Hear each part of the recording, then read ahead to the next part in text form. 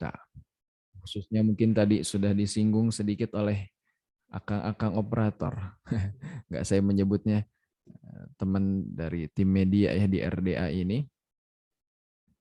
Tadi sudah disebutkan, Masya Allah ya, kita mungkin setelah kurang lebih berapa, 3 hari ini setelah jenazah dari rahimahullah ya Allahu yarham Kang Eril ya, Kang Emeril Khan Mumtaz, Masya Allah ya, sesuai dengan namanya Mumtaz, luar biasa.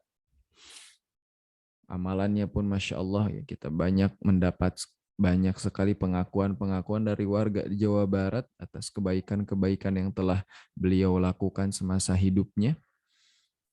Tentu itulah yang kita semua harapkan.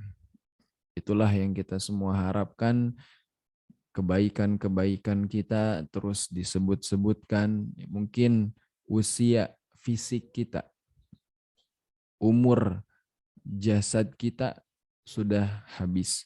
Namun umur kebaikan kita, usia kebaikan kita terus hidup sepanjang masa selama dunia ini belum hancur ya. Maka mudah-mudahan Allah Subhanahu wa taala memberikan taufik dan hidayahnya kepada kita semua agar dapat istiqamah, selalu kita istiqamah di jalan kebenaran, melakukan kebaikan, melakukan sesuatu yang dicintai oleh Allah, sehingga kelak nanti di akhirat kita tergolong orang-orang yang selamat. Ya, sesuai dengan tema kajian di malam hari ini, orang yang selamat di akhirat.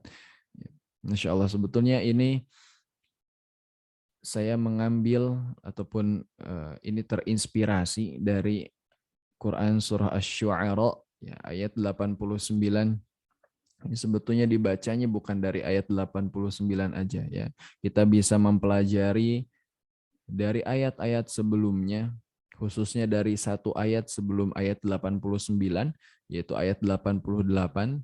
Allah Subhanahu wa taala berfirman, "Yauma la yanfa'u malu wala banun illa man atallaha biqalbin salim."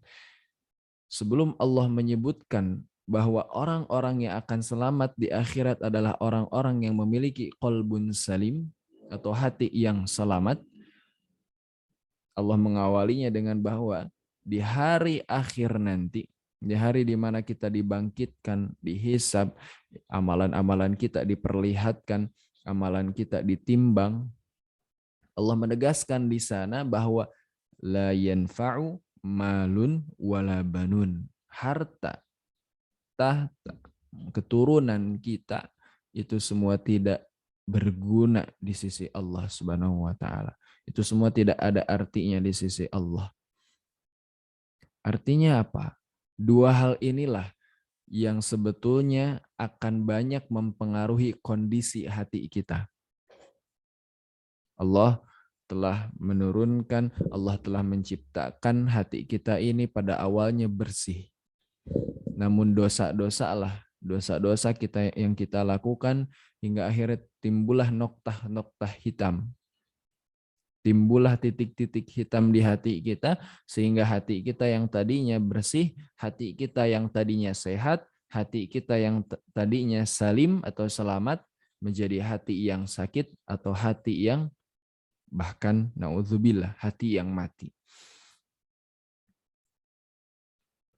Sebelum kita mungkin membahas tentang sebetulnya orang yang selamat itu yang bagaimana, ya, kita akan membahas sedikit tentang pembagian hati. Ibnul Qayyim rahimahullah ta'ala dalam bukunya Manajemen Qalbu agar terhindar dari godaan syaitan, ya, itu sebetulnya buku terjemahan ya, menyebutkan bahwa hati ini dibagi menjadi 3.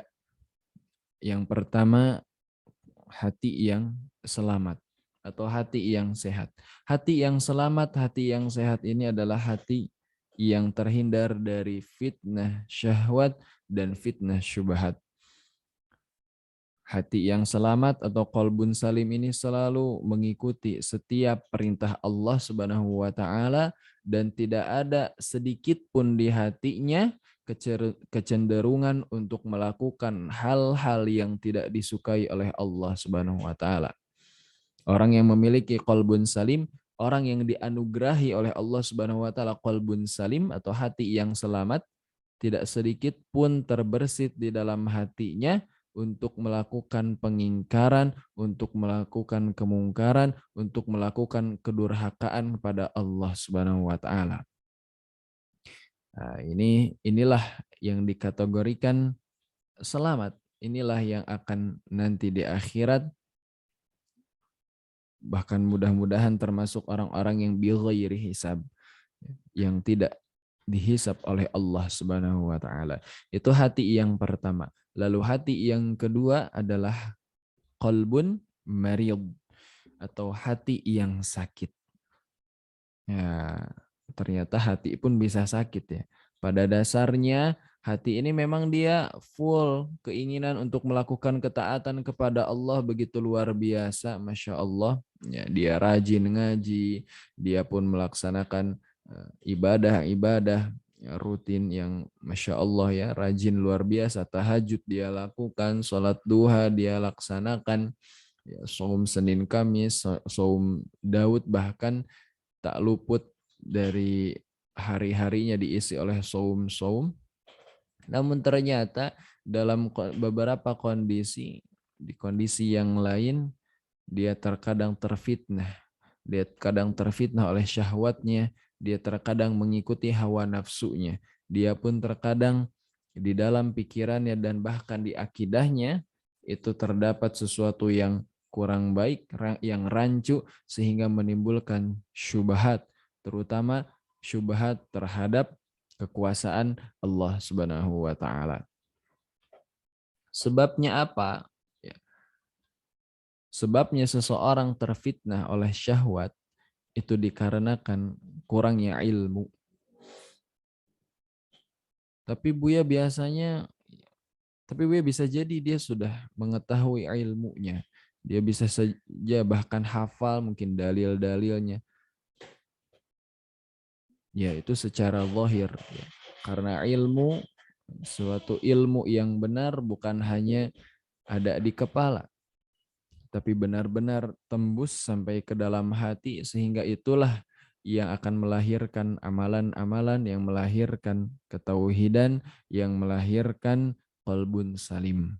Maka ketika kita menuntut ilmu, ketika kita belajar, jangan sampai lupa kita minta pada Allah, Rabbi zidni ilman warzuqni fahman. Doa yang sederhana, doa yang mungkin dianggap remeh oleh sebagian orang, bahkan mungkin terkesan biasa-biasa saja karena mungkin kita sering lantunkan doa itu setiap belajar, mungkin dulu ketika mengenyam di pendidikan di bangku SD atau SMP SMA ya, semasa kita sekolah dulu.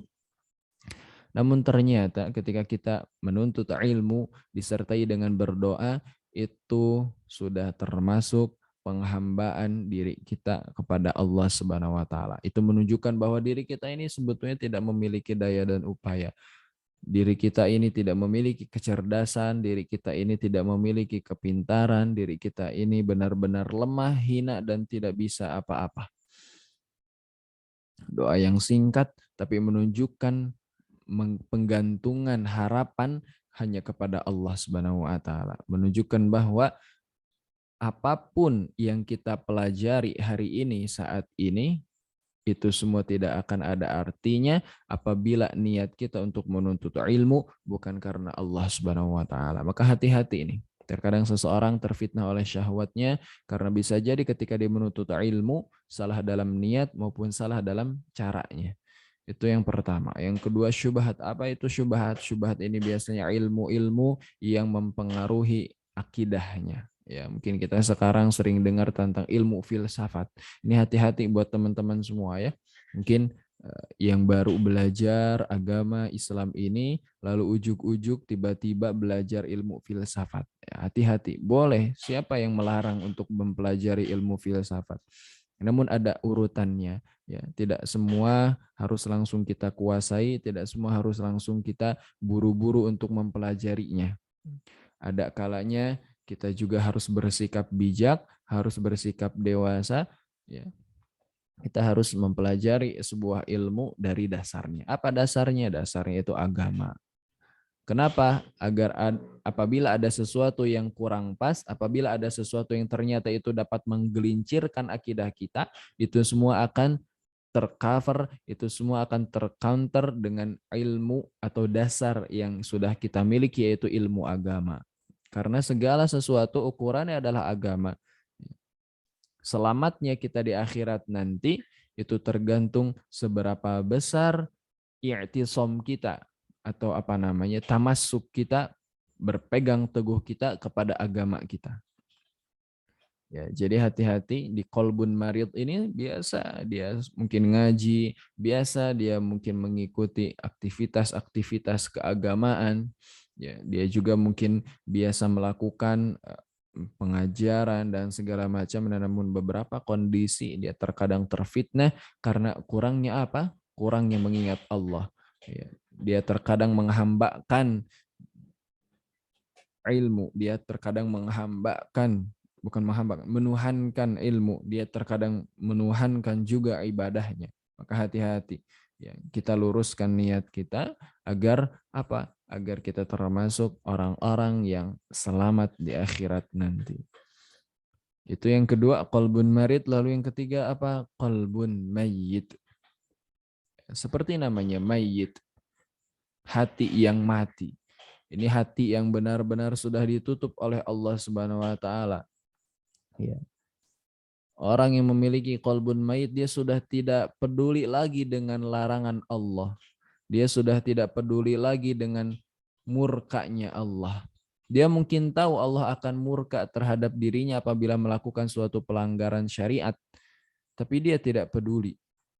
Bisa jadi orang yang qalbun mayit ini tidak melulu harus seorang kafir, tidak melulu harus seorang musyrik, tidak melulu harus orang-orang yang menunjukkan perlawanannya terhadap Islam. Namun bisa jadi orang-orang yang mengaku dirinya Islam, sebagaimana disebutkan dalam surah Al-Hujurat ayat 14, bahwa tidak semua orang yang mengaku Islam itu beriman. Kata Allah Subhanahu wa taala dalam surah Al-Hujurat ayat 14, qalatil a'rabu amanna qul lam tu'minu walakin qulu aslamna walamma yadkhulil imana fi qulubikum. Kata Allah Subhanahu wa taala bahwasanya dahulu orang Arab Badui itu berkata pada Rasulullah, "Ya Rasul, wahai Rasulullah, sesungguhnya kami telah beriman." Beriman kenapa? Mereka mengira bahwa ucapan asyhadu alla ilaha illallah wa asyhadu anna muhammadar rasulullah itu sudah cukup menunjukkan bahwa mereka seseorang yang beriman. Tapi kata Rasul apa? Kullam tu'minu walakin qulu aslamna. Sesungguhnya kalian belum beriman. Tapi apa kata Rasul? Ucapkanlah kalian baru saja memeluk Islam. Jadi kalian baru Islam, belum iman. Kenapa? Karena keimanan itu letaknya di mana? Di sini. Keimanan letaknya di hati. Keimanan tidak dapat diucapkan. Keimanan tidak dapat diukur dari penampilan seseorang. Keimanan tidak dapat diukur dari ibadah seseorang. Bisa jadi dia tidur, tapi ternyata menghasilkan pahala, mendulang pahala yang besar. Bisa jadi dia melakukan aktivitas-aktivitas non ibadah mahdoh, selain ibadah mahdoh, tapi ternyata aktivitas-aktivitas itulah yang justru mengantarkan dia menjadi orang yang selamat di akhirat. Dia masak, ya, masakin untuk santri misalkan. Ya, kalau di sini ada Bu RT gitu ya. Tapi ternyata dia niatkan untuk Allah semata, justru itulah yang mengantarkan dia menjadi orang yang selamat di akhirat. Dia semangat untuk bagaimana memfasilitasi orang-orang yang ingin untuk menyebarkan dakwah via digital ini, ya, mungkin karena usahanya, karena juga effort yang dikeluarkan oleh dirinya, ternyata banyak sekali orang-orang yang merasakan manfaat dari program-program digitalnya, maka itulah bisa jadi menjadi wasilah bagi dirinya untuk mendapatkan predikat orang yang selamat di akhirat. Jadi Keimanan seseorang tidak dapat dilihat dari bajunya misalkan, dari pecinya, dari rambutnya, dari mukanya, tidak bisa. Itu semua urusan hati, maka kata Allah Subhanahu wa taala apa? Inna akramakum indallahi atqakum. Justru yang mulia di sisi Allah adalah orang yang takwa. Apakah ketakwaan itu bisa dilihat dari ibadah? Apakah ketakwaan itu bisa dilihat dari aktivitas sehari-harinya? Mungkin dia mengajar, mungkin dia baca Quran. Tapi ternyata ngajar dan baca Qurannya niatnya hanya agar orang-orang menghargai dirinya. Niatnya mungkin agar orang-orang juga menganggap dirinya orang yang alim, abid, ahli ibadah, ahli ilmu. Bahkan bisa jadi orang yang dagang di pasar, kata Allah dalam surah An-Nur, apa disebutkan? Rijalul la tulhihim tijaratu wala bay'un an dzikrillah wa iqamis salati wa ita'iz zakah yakhafuna yawman tataqallabu fihi al-qulub wal absar.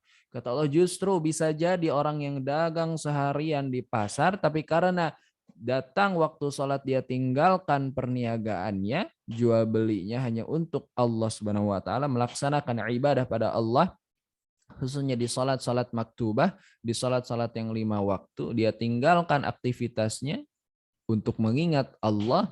Itulah kata Allah apa? Yakhafuna yauman tataqallabu fihil qulub wal absar. Itulah yang justru takut kepada Allah. Itulah justru yang benar-benar mengharap ridhonya Allah Subhanahu wa taala. Jadi Masya Allah ya teman-teman semua, sahabat tamatin semua. Jadi yang namanya iman, iman itu sebetulnya apa? Yakin, yakin yang tidak ada keraguan sedikit pun di dalamnya. Ya, kata Allah di surah Al-Baqarah apa? Dzalikal kitab la raiba fi. Benar-benar kita itu harus mengimani segala sesuatu yang gaib. Dilanjutkan di ayat selanjutnya, dzalikal kitabu la raiba fi hudal lil muttaqin, untuk orang-orang yang bertakwa. Dan siapa orang yang bertakwa? Alladzina yu'minuna bil ghaibi wa yuqimuna as-salata wa mimma razaqnahum yunfiqun. Kata Allah Subhanahu wa taala bahwa orang-orang yang bertakwa adalah orang-orang yang mengimani ghaib, sesuatu yang ghaib. Semuanya. Ya. Ini juga akhir-akhir ini dihembuskan oleh para orientalis, ya, bahwa akhirat ini hanya dongeng belaka, bahwa surga dan neraka itu hanyalah sesuatu hal yang sering diucapkan oleh para orang tua terdahulu, hanya untuk menakut-nakuti seorang anak ketika melakukan sesuatu yang salah. Padahal tentu Allah Subhanahu wa taala, ya, kita sebagai seorang muslim, mudah-mudahan Allah pun benar-benar menjadikan kita termasuk orang-orang yang mukmin, ya. Sudah jelas di dalam Al-Quran bahwa segala sesuatu yang kita lakukan hari ini semuanya akan dimintai pertanggungjawabannya di hadapan Allah Subhanahu wa taala. Maka kembali lagi ke tadi, orang yang qalbun mayyit benar-benar akan sulit mendapatkan cahayanya Allah Subhanahu wa taala. Subhanahu wa taala. Hatinya sudah hitam pekat, diliputi oleh noktah-noktah hitam, diliputi oleh titik-titik hitam. Akan sulit baginya untuk mendapatkan hidayah Allah Subhanahu wa taala. Tapi apa? Ketika dia sudah berusaha untuk meminta ampunan pada Allah, maka disitulah ada kesempatan bagi dirinya untuk terbersihkan hatinya dari noktah-noktah hitam yang melekat. Ya, terbersihkan dengan istighfarnya, terbersihkan dengan taubatnya. Itulah Allah Maha Pengampun, Allah Maha Pengasih, Allah Maha Penyayang. Sebesar apapun kesalahan kita, sebesar apapun dosa-dosa kita, mungkin sekarang kita merasa rasanya berat ya menjadi orang yang memiliki qalbun salim. Enggak apa-apa. Ya itulah sebetulnya tanda-tandanya memang tidak bisa kita lihat secara kasat mata. Orang yang qalbun salim itu seperti apa sebetulnya tidak bisa kita lihat. Dan bahkan tanda-tanda ataupun ciri-ciri secara teorinya memang tidak disebutkan oleh para ulama. Tapi intinya adalah Orang yang qalbun salim itu terbebas dari yang pertama dari hasad, yang kedua dari ujub. Orang yang qalbun salim ketika melihat seseorang mungkin mendapatkan nikmat, mendapatkan karunia dari Allah Subhanahu wa taala, dia sibuk mendoakan orang itu. Ya Allah, saudaraku ini sudah mendapatkan nikmat, mendapatkan rezeki, tolong berkahkan rezekinya. Tolong eh, juga berikan keselamatan, kesehatan pada dirinya dan keluarganya. Dia tidak ada hasad dalam dirinya. Bersih, benar-benar bersih. Ya, tentu yang bersih yang paling utama adalah bersih dari kesyirikan. Namun orang yang qalbun salim bersihnya bukan hanya sekedar bersih dari kesyirikan, namun juga bersih dari hasad dan ujub. Melihat orang yang kesusahan, kesulitan, dia tidak senang, justru dia mendoakan dalam diam, dia mendoakan ketika melihat itu, ya Allah mudahkanlah urusannya. Lagi dorong misalkan ya, orang di jalan, dorong gerobak sampah, misalkan sedang mengerjakan sesuatu yang terlihatnya berat, tapi dia tidak bisa menolong orang itu, dia mendoakan di dalam kendaraannya atau mungkin ketika sedang naik motor, ya Allah mudahkan urusannya, mudah-mudahan atau semoga dia mendapatkan pahala yang berlimpah di sisimu ya Allah. Dia doakan. Ya, tidak justru akhirnya merendahkannya, tidak justru akhirnya istilahnya mah bilang syukurin loh, enggak gitu. Tapi justru mendoakan kemudahan, mendoakan kesehatan, mendoakan keselamatan. Kita cobalah pagi hari gitu ya. Ada namanya itu rules 30 detik ya. Jadi setiap 30 detik pertama ya, 30 detik pertama keluar kita dari rumah, orang yang kita lihat itu doakan. Ada misalkan ibu-ibu lagi lewat jualan gorengan, kita doakan ya Allah mudahkanlah jualannya. Ya Allah tolong berikan keberkahan rezeki untuk dirinya dan keluarganya. Ketemu lagi orang-orang mungkin ada bapak-bapak yang mulai ngegojek gitu. Kita doakan ya Allah sesungguhnya bapak ini mungkin ingin memberikan nafkah terbaik untuk keluarga, maka mudahkan urusannya, lapangkan rezekinya, hindarkan ia dari segala fitnah, hindarkan ia dari segala mara bahaya. Itu cukup 30 detik saja ketika kita ingin berangkat ke kantor, ingin berangkat mungkin ke sekolah, ke aktivitas kita. Kita doakan orang-orang yang berjumpa dengan kita. Atau kita doakan orang-orang yang kita lihat. Ya, tidak perlu berjumpa. Kita lihat mungkin lagi ngorek-ngorek sampah gitu ya. Orang lagi ngorek-ngorek sampah, kita doakan. Itu akan menghilangkan rasa hasad dan juga ujub dari dalam diri kita. Terkadang ya, kita ini merasa diri kita yang paling hebat, diri kita lah yang paling kuat, diri kita lah yang paling segala-galanya. Ya. Padahal di atas langit masih ada langit. Ya. Padahal di atas orang yang paling hebat di dunia ini ada yang maha hebat, ada yang maha besar. Dialah Allah Subhanahu wa taala. Kita harus selalu ingat bahwa diri kita ini tidak memiliki daya dan upaya. Masya Allah ya, ini ayat favorit terus terang, ini ayat favorit yang selalu dilantunkan oleh juga teman-teman di sini di RDA ini ketika sholat berjamaah kita, khususnya di sholat-sholat jahar, kita lantunkan ayat ini untuk mengingat bahwa yang akan selamat di akhirat nanti hanyalah orang-orang yang memiliki qalbun salim atau orang-orang yang dianugerahi oleh Allah Subhanahu wa taala qalbun salim.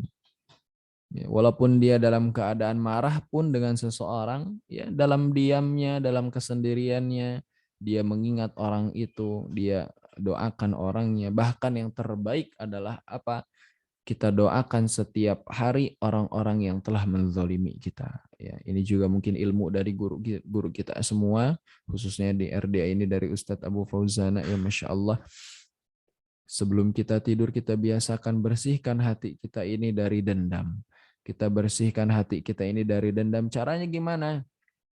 Caranya kita doakan orang-orang yang mungkin telah menyakiti kita, orang yang telah zalim pada kita. Mudah-mudahan diberikan umur yang panjang, diberikan kesehatan, mudah-mudahan ke depannya dapat menjadi orang yang lebih baik lagi. atau keenakan ya didoakan. Nggak apa-apa. Justru ketika kita mendoakan seseorang dan seseorang itu tidak tahu kita sedang mendoakannya, disitulah malaikat bilang apa? Walaka bimithlin. Sesungguhnya engkau akan mendapatkan apa yang engkau doakan, apa yang engkau panjatkan. Kata malaikat seperti itu. Siapa yang nggak mau didoakan oleh malaikat ya? Maka kita hilangkan ghil ya ataupun hasad, ujub di dalam diri kita. Kita harus selalu tawadu, rendah hati kepada sesama, khususnya kepada kaum muslimin. Kata Allah dalam surah Al-Hijr disebutkan wakhfid janahaka lil mu'minin. Ini perintah langsung dari Allah kepada Rasulullah agar selalu berlaku tawadu. Masya Allah. Allah menyuruh tawadu kepada Rasul. Bahkan kita mungkin sudah sering sekali mendengar begitu tawadunya perilaku Rasulullah, sikap Rasulullah kepada para sahabatnya. Namun Allah masih mengingatkan dengan kata wakhfid janahaka lil mu'minin.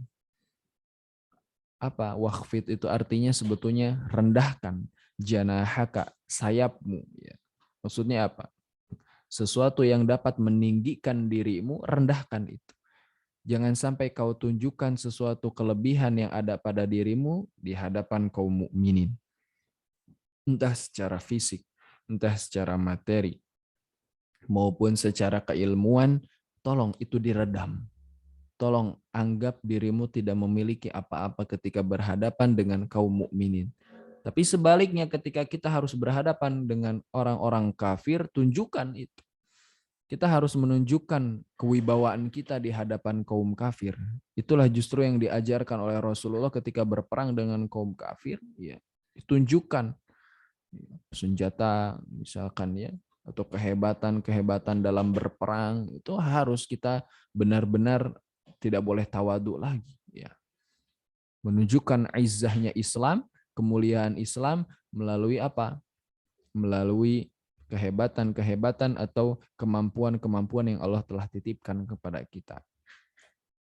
Masya Allah ya, itu mungkin babnya bab lain.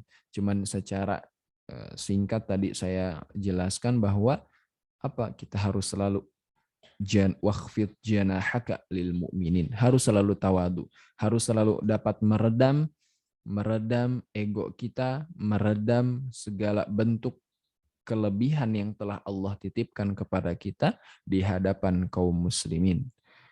Mungkin itu sedikit yang dapat disampaikan karena memang sebetulnya pembahasan ini panjang sekali ya. Apalagi kalau kita ingin membahas dari perspektif qalbu. Ini begitu panjang, begitu dalam dan juga kompleks, ya, membutuhkan begitu banyak sekali pembahasan-pembahasan ataupun mungkin lanjutan-lanjutan yang lebih menjurus kepada pembahasan qalbunya itu sendiri. Wallahu a'lam bishawab. Tafadhol apabila mungkin ada pertanyaan, saya kembalikan ke tim media ya. Silakan. Ya, Masya Allah ya, materi yang sangat luar biasa sekali di malam hari ini, Masya Allah.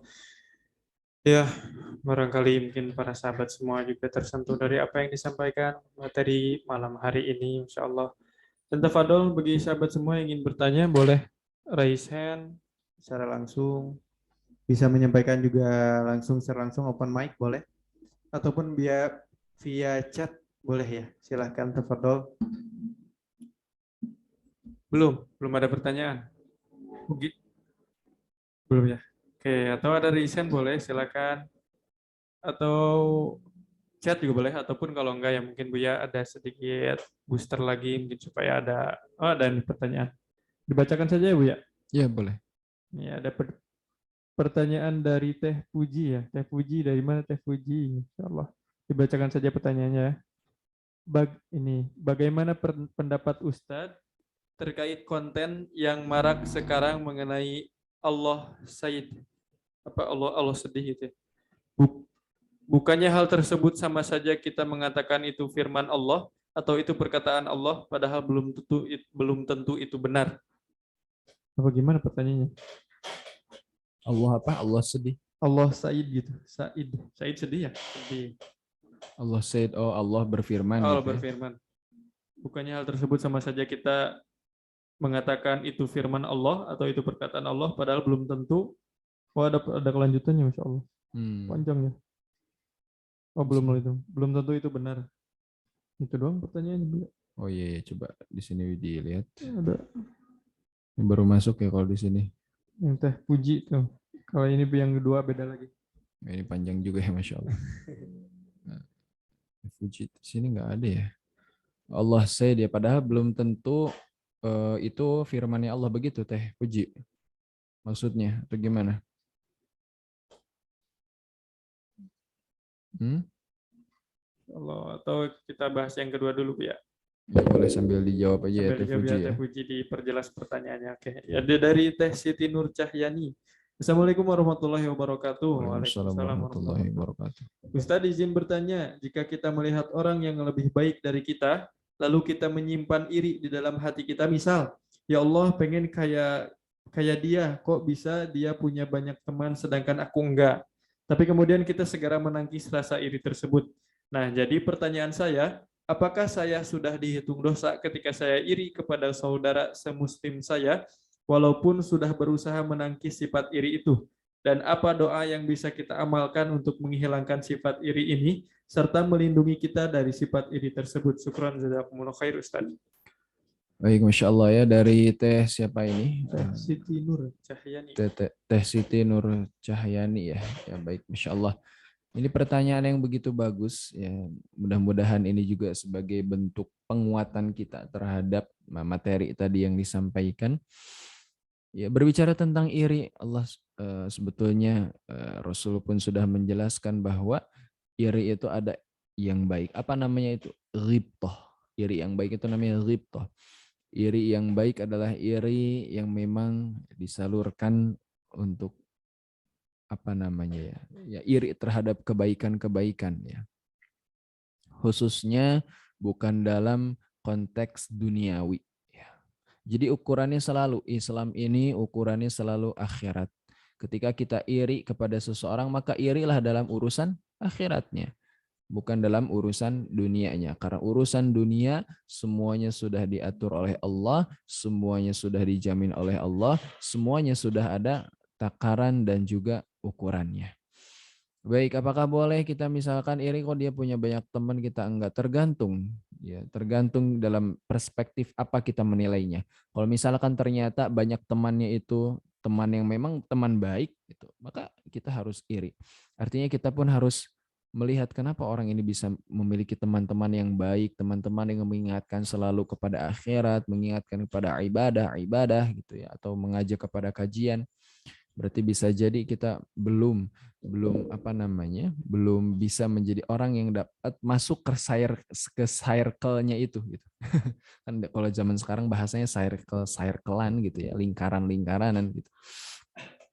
Artinya apa? Sama akan frekuensinya. Ya, kalau misalkan kita memang ingin masuk ke dalam frekuensi yang baik, maka kita minta pada Allah agar diberikan apa namanya, hati yang bersih, ya, pikiran yang jernih dan juga jasad yang prima sehingga kita dapat melakukan aktivitas-aktivitas kebaikan yang lebih banyak. Ya, sebenarnya tergantung ya. Ini juga kurang spesifik nih, kurang spesifik apa namanya, irinya. Ya, banyak teman itu banyak teman yang gimana ya. Terus juga ini ya, pertanyaannya tadi masih ada. Mana ya? Tadi kok hilang. Apakah saya sudah dihitung dosa ketika saya iri kepada saudara semuslim saya walaupun sudah berusaha menangkis sifat iri itu? Ya, namanya lintasan pikiran, lintasan hati, lintasan kolbu itu sebetulnya tidak dapat kita kontrol. Dan itu sebetulnya sebuah keniscayaan. Tidak ada satu orang pun di muka bumi ini ya yang dapat terhindar dari hembusan-hembusan seperti itu. Maka ketika kita sudah sadar bahwa itu kurang baik, kurang bagus, selalu kita minta ampunan kepada Allah, insya Allah mudah-mudahan itu termasuk yang diampuni oleh Allah Subhanahu Wa Taala ya. Itu mungkin cukup insya Allah. Cukup ya, Insya Allah cukup ya. Ini ada tiga pertanyaan lagi, ya, Insya Allah. Dan bisa dijawab dengan singkatnya, kita ada waktu 10 menit kurang lebih. Oke, kita lanjut saja. Tadi ya pertanyaan dari Teh Puji yang tentang Allah Said. Ini, ya Ustadz, di sosial media banyak sekali hal-hal yang seolah-olah itu adalah perkataan Allah. Misal Allah said, ku ambil orang yang kamu sayangi supaya kamu bisa kuat dan lain sebagainya. Jadi banyak quotes-quotes yang mungkin mengatasnamakan Allah said. Apakah hal Ya, ya. tersebut apakah hal tersebut kita sama saja berdosa atau berdusta atas nama Allah atau bagaimana Ustaz? Ya, kita sebelum berbicara tentang apa namanya quotes-quotes atau sebuah perkataan hikmah yang disandarkan kepada Allah, apakah itu benar atau tidaknya, kita coba lihat dulu sabda Rasulullah SAW. Apa kata Rasul? Bahwa siapapun yang mengatakan sesuatu yang menyandarkan kepadaku, bahkan diriku tidak pernah mengatakan hal tersebut, falyatabawa maq'aduhu minan nar, maka ambillah tempatnya, tempat duduknya di neraka. Itu kalau Rasulullah, apalagi jika ini Allah, tentu ancamannya lebih besar, azabnya lebih pedih. Maka kita minta pertolongan kepada Allah agar dihindarkan dari yang seperti itu ya. Karena ya itu tadi, betul kata Teh Fujinya sendiri, mungkin sudah mengerti ya, Teh Fujinya itu termasuk sesuatu yang tidak baik, tidak dibenarkan, dan tidak boleh sebetulnya asal-asalan mengatasnamakan sebuah quotes itu kepada Allah Subhanahu wa taala. Ya, silahkan ingatkan di kolom komentarnya, nggak jadi masalah. Tapi dengan catatan memang benar-benar di konten tersebut tidak ada apa penyantuman sumber ya. Mungkin bisa jadi itu hadis qudsi atau apa gitu ya. Maka dicek dulu sebelum kita komen atau menilai postingan tersebut. Wallahu a'lam bishawab. Masya Allah, itu jelas ya Teh Fuji atau mungkin dari Makassar, mohon maaf ya, panggilnya Teh Fuji, Kak Fuji ya, dan juga Kak Siti Nur Cahyani. Ya, Masya Allah, masih ada pertanyaan dan mungkin untuk pertanyaannya dicukupkan. Masya Allah ya, tidak ada lagi yang bertanya, kita bahas pertanyaan yang sudah masuk saja. Masya Allah. Oke, selanjutnya Bu ya. Assalamualaikum warahmatullahi wabarakatuh. Waalaikumsalam. Waalaikumsalam warahmatullahi Pertanyaan dari wabarakatuh. Kak Maya. Afwan Ustadz izin bertanya, bagaimana cara membersihkan hati yang pernah kotor oleh dosa? Karena benar-benar susah untuk istiqomah dalam taubat, terutama ketika pernah tergelincir terlalu dalam dosa. Apalagi pandangan masyarakat Ustadz, padahal perbuatannya jelek banget. Sok-sokan pakai baju syar'i gitu, gimana Ustadz? Apakah harus hijrah ke lingkungan baru atau bagaimana Ustadz? Insyaallah ya. Insya Allah pertanyaan yang sangat berat dan juga mudah-mudahan menjadi jalan perubahan ya untuk semuanya. Cara membersihkan hati yang pernah kotor oleh dosa. Ya. Cara termudah sebetulnya sudah dijelaskan juga di sabda Rasulullah SAW bahwa kullu bani Adam khata'un, bahwa semua keturunan Nabi Adam, ya kita semua sebagai manusia adalah khata'un, orang-orang yang pernah berbuat dosa, pernah kotor oleh dosa. Tapi apa selanjutnya? Wa khairu khatta'in tawwabun. Tapi sebaik-baik orang yang pernah kotor oleh dosa adalah orang-orang yang tawwabun, orang-orang yang taubat, orang yang minta pada Allah ampunan dari Allah Subhanahu wa taala, dan juga benar-benar diazamkan dari dalam dirinya agar tidak pernah lagi melakukan hal tersebut. Ya, kita minta kepada Allah ampunan itu benar-benar sejujur-jujurnya.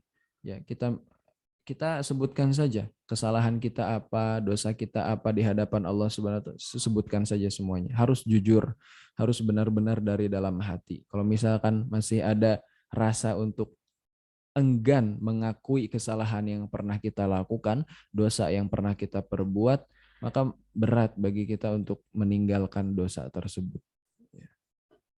Terus juga tadi apa? Apakah harus hijrah dari lingkungan Hijrah. baru gitu? Insyaallah. Pernah tergelincir ya pandangan masyarakat. Iya, kita tidak perlu peduli terhadap pandangan masyarakat. Sebetulnya apa yang kita cari di dunia ini? Apakah pandangan masyarakat atau pandangan Allah? Karena ketika Allah Subhanahu wa taala sudah ridho kepada seorang hamba, maka nantinya orang-orang di sekitar kita itu dengan sendirinya akan menyukai kita, akan mencintai kita. Memang berat pasti di awal-awal itu, ini ujian, termasuk ujian ya. Termasuk ujian apakah kita memang hijrahnya, perbuatan baik kita ini karena Allah atau karena masyarakat atau karena orang sekitar. Itu bisa terlihat dari bagaimana kita dalam menyikapi ujian ini. Kalau kita kuat, kalau kita tegar, kalau kita istiqomah, maka mudah-mudahan Allah kita termasuk yang karena Allah. Tapi kalau misalkan kita rapuh, tidak kuat dan akhirnya goyah, ya luruskan kembali niatnya ya. Luruskan kembali niatnya karena yang kita cari bukan ridhonya manusia tapi ridhonya Allah Subhanahu wa taala. Terus apalagi harus hijrah ke lingkungan baru atau bagaimana Ustadz? Silahkan yang bisa mengetahui harus hijrah atau tidaknya tentu Teh Maya sendiri ya, Kak Maya sendiri, karena yang dapat mempertimbangkan maslahat mudarat adalah siapa? Ya orang yang melakukannya atau orang yang mengalaminya gitu. Sementara saya tidak tahu medannya di mana, medannya di sana seperti apa, lingkungannya bagaimana, kondisinya gimana, khususnya kondisi keluarga Kak Maya juga seperti apa, apakah memungkinkan untuk pindah segala macamnya, silakan dipertimbangkan. Kalau memang ternyata semakin lama di sana semakin mengganggu keyakinan kita atau keteguhan kita dalam memegang syariat, maka lebih baik pindah. Ya. Memang betul ada sebuah pepatah mengatakan bahwa tinggal di lingkungan yang baik memang bagus, tapi menciptakan lingkungan yang baik itu luar biasa. Iya, memang betul. Tapi sekiranya itu mengganggu akidah kita, kita cari aman dulu lah. Kita cari lingkungan yang baik. Kalau misalkan kita menciptakan sebuah lingkungan yang kondusif itu belum mampu, karena mungkin masih sendirian ya di jalan yang mudah-mudahan Allah ridhoi ini, kita pindah, kita cari tempat yang lain. Wallahu a'lam bishawab. Ya, Masya Allah. Alhamdulillah jelas ya, Kak Maya ya, Masya Allah. Oke, selanjutnya juga ini pertanyaan terakhir Bu ya, karena mungkin waktu ya, mohon maaf pada sahabat semua yang ingin bertanya, belum ada kesempatan, Insya Allah di lain kesempatan kita bisa berdiskusi kembali. Oke, pertanyaan terakhir. Assalamualaikum Abu Ya. Waalaikumsalam. Warahmatullahi wabarakatuh. Izin bertanya, bagaimana jika oh ini nyambung ya. Izin bertanya, bagaimana jika berbohong atas perbuatan dosa yang pernah dilakukan saat ada yang bertanya kepada kita, apakah lebih baik berbohong menutupi dosa kita gitu, ataukah bagaimana? Baik, tergantung dalam hal apa. Kalau misalkan ternyata kita dimintai keterangan yang memang itu menyangkut hak orang lain, hak sesama muslim, contohnya mencuri segala macam, tentu kita harus mengaku ya. Apakah kamu nyuri? Ya bilang aja ya saya yang curi gitu. Saya yang mencuri. Kalau memang menyangkut kepada hak orang lain, tapi kalau misalkan tidak menyangkut hak adami, hak sesama manusia, itu tidak perlu diceritakan, tidak perlu dijelaskan. Boleh bohong atau enggak ya pakai diplomasi lah ya. Pakai diplomasi, mungkin dalam hatinya sudah pernah melakukan ini belum? Enggak gitu. Mungkin enggak tuh ya enggak dalam hati, sekarang enggak gitu. Mungkin dulu pernah tapi sekarang enggak.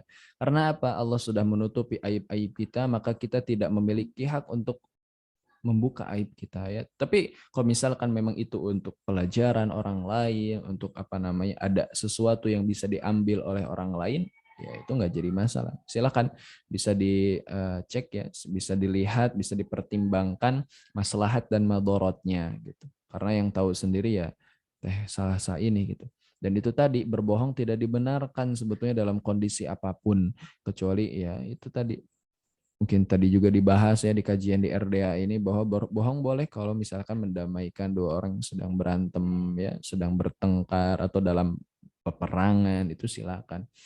Tapi kalau dalam kondisi seperti ini pakai diplomasi lah gitu ya. Dalam hatinya tetap dijawab enggak, sekarang enggak. Mungkin dulu pernah gitu. Wallahu a'lam bishawab. Masya Allah ya, Alhamdulillah pertanyaan demi pertanyaan sudah dibahas ya. Masya Allah, dan mohon maaf bagi sahabat mungkin yang ingin bertanya ataupun sudah bertanya, dan tadi ada raise hand ternyata ditarik lagi Bu ya, Insya Allah ya. Mohon maaf karena juga waktu, mungkin Insya Allah di lain kesempatan, dan mungkin barangkali Bu ya sebelum ditutup ada closing statement mungkin. Oh ada lagi ya, Masya Allah ini.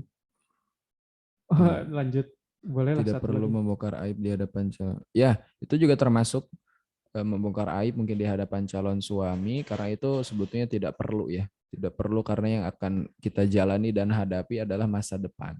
Cukup masa lalu sebagai pembelajaran, bertaubatlah, benar-benar harus taubat, tapi ya bukan berarti aib kita tutupi tapi belum taubat, harus taubat. harus taubat, cukup ditutup, tidak perlu diumbar, khususnya bahkan kepada calon suami atau kepada pasangan kita tidak perlu dibahas-bahas lagi, ya, karena Allah sudah menutupi aib-aib kita. Wallahu a'lam bishawab. Baik, dan secara keseluruhan untuk keseluruhan statement mungkin ya, ataupun penutup, ya mudah-mudahan Allah selalu memberikan hidayahnya kepada kita, taufiknya kepada kita. Kita minta pada Allah, ya, Allahumma ya muqallibal qulub, sabit qulubana ala dinik. Kalau bareng-bareng, tapi kalau sendiri, sabit qalbi ala dinik. Agar kita ini benar-benar diteguhkan hati kita di jalan yang Allah ridhai, di aktivitas yang Allah cintai. Karena rezeki atau harta yang paling berharga adalah ketika kita masih diberikan kesempatan untuk beribadah secara leluasa. Itu sebetulnya harta yang tiada tandingannya.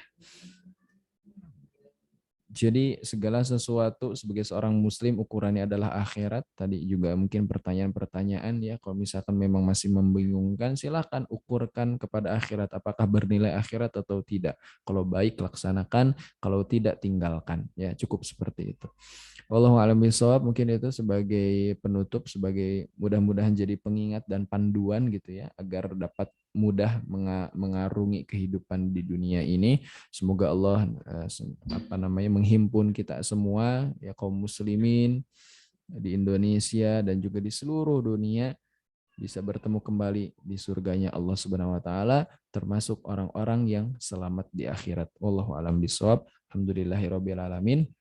Assalamualaikum warahmatullahi wabarakatuh. Waalaikumsalam warahmatullahi wabarakatuh. Masya Allah, syukran jazakumullah khair Buya atas ilmunya. Masya Allah ya, mudah-mudahan kita bisa bertemu di lain kesempatan. Ya, insyaallah. Alhamdulillah. Masya Allah, mohon izin Buya dimatikan lagi ke Ya. videonya. Masya Allah ya. Ya baik, alhamdulillah, Masya Allah sahabat, para sahabat Tamatin, Masya Allah ya, mohon maaf karena terbiasa di radio ya. Sahabat Tamatin, alhamdulillah materi di malam hari ini, kajian online di malam hari ini telah usai, dan mari mudah-mudahan apa yang disampaikan tadi oleh Buya Maulana bisa bermanfaat untuk kita semua khususnya, dan juga untuk Buya Maulana sendiri. Insya Allah kita doakan mudah-mudahan diberikan kesehatan, kelapangan rezeki, dan juga dimudahkan segala urusannya oleh Allah Subhanahu wa taala Buya Maulana, dan semua siapapun guru-guru kita yang mungkin pernah berjasa dalam kehidupan kita, ataupun guru-guru, para ustadz, para alim ulama, mudah-mudahan senantiasa dalam lindungan Allah Subhanahu wa taala. Masya Allah. Tata saya karena waktu juga sudah, Masya Allah, sudah menjelang malam, dan juga mohon maaf kepada sahabat semua yang tidak sempat tadi bertanya. Insya Allah program Tamatin ini akan diselenggarakan rutin setiap sepekan sekali, dan juga setiap malam Kamis, mohon maaf ya. Setiap hari Rabu malam Kamis di jam yang sama, Masya Allah. Jadi Insya Allah pekan depan kita masih ada Tamatin dengan tema dan Masya Allah yang berbeda. Insya Allah nanti akan informasikan di grup. Jadi tetap nanti ikuti grupnya, dan juga ikuti follow akun Instagram @trigger.key, Insya Allah ya. Alhamdulillah, dan juga mohon maaf atas segala kekurangan yang telah mungkin ada pengucapan kata ataupun pemanggilan nama ya yang tidak sesuai, mohon dimaafkan. Dan untuk malam ini insya Allah, ataupun bagi sahabat semua yang ingin juga mengisi waktunya sebelum tidur, kita membaca surat Al-Mulk bersama. Tapadol bagi yang ingin mengikuti, nanti akan kita setel murotal yang direkam langsung dengan reciter atau Quran reciternya Buya Maulana. Masya Allah. Surat Al-Mulk. Oke. Kita tutup pertemuan di malam hari ini dengan bacaan hamdalah. Alhamdulillahirabbil alamin, dan doa kibaratul majlis. Subhanakallahumma wabihamdika asyhadu an la ilaha illa anta astaghfiruka wa atubu ilaik. Saya Lutfi Abdul Latif dan segenap tim yang bertugas. Masya Allah ya. Mohon maaf atas segala kekurangan. Terima kasih. Wassalamualaikum warahmatullahi wabarakatuh. Insyaallah.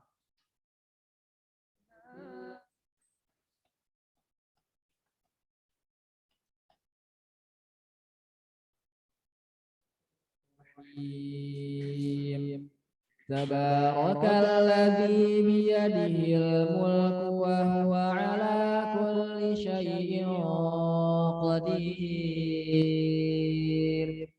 Alladzi khalaqal mauta wal hayata liyabluwakum أيكم أحسن عملا وهو العزيز الغفور الذي خلق 7 سماوات طباقا ما ترى في خلق الرحمن من تفاوت فارجع البصر هل ترى من فطور ثم ارجع البصر كرتين ينقلب إليك البصر خاسئا وهو حسير ولقد زينا السماء الدنيا بمصابيح وجعلناها رجوما للشياطين وأعتدنا لهم عذاب السعير وللذين كفروا بربهم عذاب جهنم وبئس المصير